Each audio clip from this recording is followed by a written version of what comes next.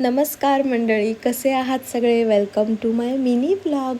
आज नाश्त्याला होते गरमागरम आप्पे. हे बिरडं सोलायला तुम्हाला आवडतं का? मला अजिबात आवडत नाही. किती कंटाळवाणं काम आहे हे.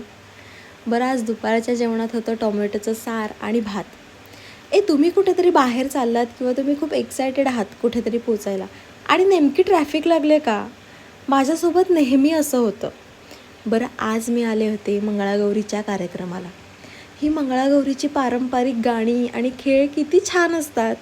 त्यातल्या त्यात काही मंगळागौरीची गाणी ही किती गमतीशीर असतात ना. बरं, हे खेळ खेळून नाही, पण ट्रॅफिकमध्ये अडकून खूप भूक लागली होती. मग आम्ही आलो फूड सेक्शनला. अगदी घरगुती आणि सात्विक असं जेवण होतं. मसाले भात, शिरा, पुरी, भाजी, कोशिंबीर, अगदी साधं. आमच्या मुलींनीसुद्धा खूप एन्जॉय केलं हे जेवण. असा होता माझा सुंदर दिवस.